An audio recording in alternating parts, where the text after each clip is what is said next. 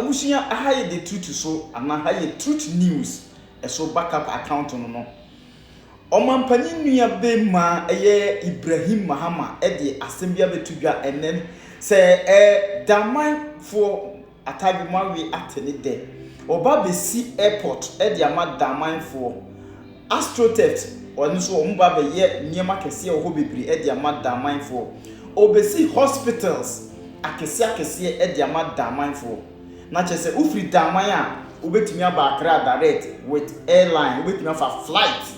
She said the Kumasi Enya airport no obesi Damang airport amomo within 2 years.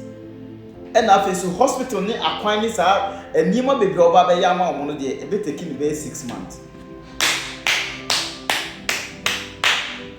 Na ofasa kwanya no so ebo na nado abaso pa se samra na all started Damang project no na nado na hye ni nkuna yie ka che ne se onyire ne honye na be boa.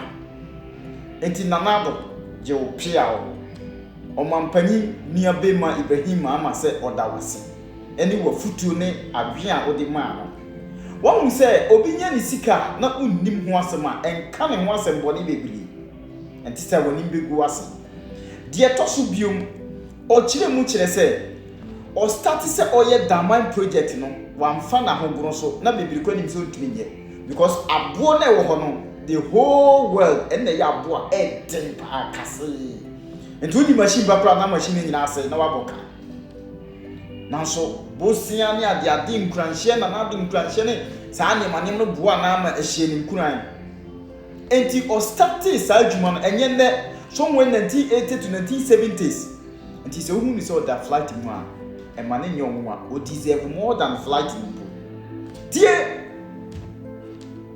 nananom a political party bisika apan sika ntimi sa adwuma tie. I want to tell him something, but I'm keeping myself.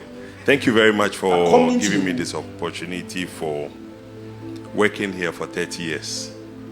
I just didn't spring up from Ghana and started working here. When I started working here, a lot of people were in school, some were students. And today they are heading the commission and they are regulating us somewhere. Somewhere. And some of the people I work with today, like him. I came here in 97, 98, started. He was working for AMS.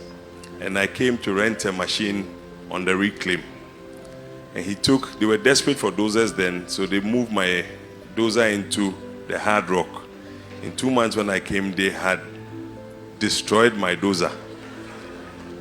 But unfortunately, when I came here, I didn't have a place to stay.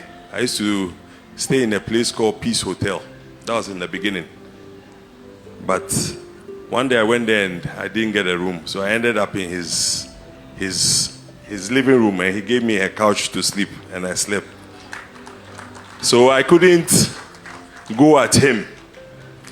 From there, I got taken to Takwa where I met Sid, Eskin, Majid. So everybody today in EMP have come out of AMS and other companies that I work with. But the brief story is to say it hasn't been an easy journey. And what I'm doing today, or the transfer of mine to EMP, is for everybody. It's not for me.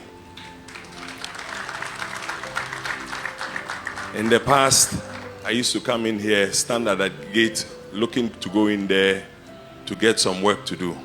Tony Obion was there with Dave Ingle, and if most people remember Dave Ingle, Mike Izan, and so many of the other people from Ranger.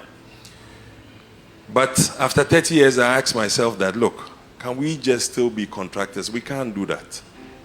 After 30 years, I just said to myself that, listen, and Goldfields offered this mine to me. Point of correction, I didn't just spring up to say I want to own that mine.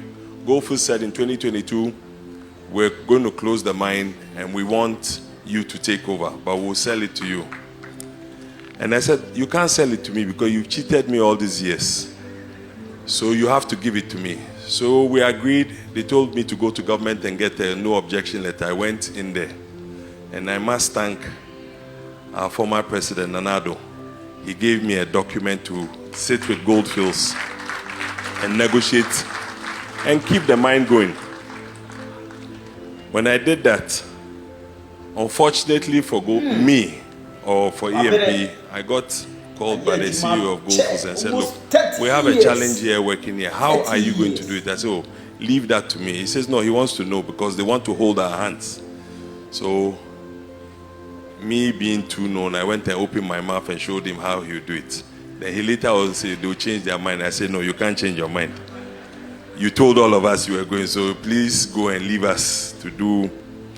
Fortunately, government came in there and said, look, they'll hand it over. So we engaged government to let them know that mining is not just buying equipment and working in there. It is the key people that you need to put together.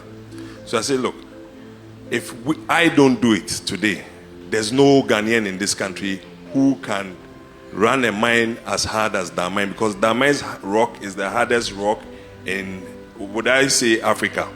So even when you bring machines and you have a life of the machine to say you get 10,000, you never get 10,000 hours, you get less hours. So I engaged government and told them that, look, we'll have to do a big cut, which Goldfields would have spent about $1.4 billion to do it. But we know how to do it because we have all the other satellite pits to be able to feed in to do. So we did a bankable study, we looked at it and noticed that we could do it. We approached a few of the banks. In here, the bankers are here. One has given us 650 million, another 600. They are competing against themselves, but before they won't follow us. But thank you for coming. If we all put our minds together, this is a success story.